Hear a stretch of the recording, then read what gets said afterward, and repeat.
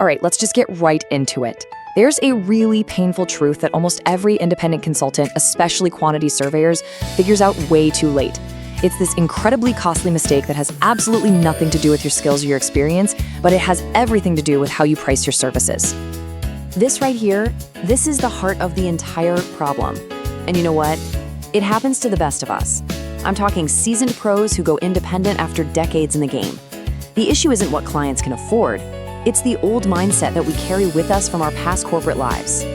So, let's talk about this employee pricing trap. After you've spent years inside a big firm, your whole sense of what you're worth gets shaped by their internal rules. Rules and metrics that, frankly, mean nothing when you're running your own show. I mean, look at this. It's like a mental cage we build around our own value. We get stuck thinking about things like salary bands and utilization rates.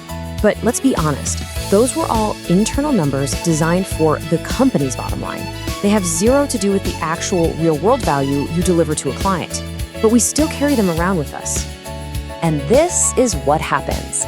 Because you're still thinking inside that old corporate box, you try to just fit in with what you think the market expects.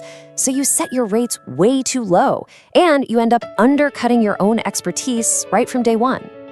But here's where it gets even more serious. This is about so much more than just leaving money on the table. When you undercharge, you are fundamentally changing how potential clients see you before you even get a chance to open your mouth. Think about it. Your price is the very first signal of your value. When that price is low, a client doesn't think, "Oh, what a great deal." No way. They're thinking, why are they so cheap? It immediately signals that maybe you're not confident, that you're not a real specialist, and that you're probably desperate for work. It just completely torpedoes your authority. And the financial hit from this perception problem, it is staggering. We're not talking a few $1,000s. So many consultants look back on their first year and realize they've left 60, maybe 120, sometimes over $200,000 on the table. And why? Not because they weren't good enough, but because their pricing was just completely out of sync with their expertise. So how do we fix this? It all comes down to a huge shift in your mindset. You have to stop thinking like an employee who's just selling hours and competing on rates. You can see it right here. A true consultant competes on value. They don't sell their time, they sell outcomes. They don't just try to fit in, they define their own specialist value. And this brings us to what might be the most important part of this whole thing. To price yourself correctly, you have to understand what your client is actually buying from you. And I'll give you a hint, it has almost nothing to do with how many hours you work. And that is the key right there. The best people in this industry, they moved past trading time for money a long time ago. They get that their job is to provide something way more valuable. Clarity when things get messy, certainty about the financial future, and the kind of specialist insight you just can't get anywhere else. Just think about what these things really mean to a client. Reducing their financial risk on a multi-million-dollar project, that's huge.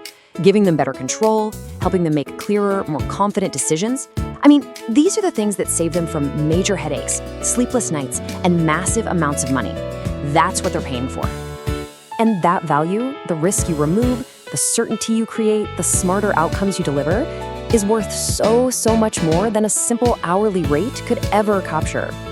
The massive disconnect between that value and what most consultants charge, well, that's where all the lost income is hiding. So I'll just leave you with this one question to think about. When you really look at your services, your experience, and the incredible value you bring to the table for your clients, just ask yourself honestly, does your price tag actually reflect that?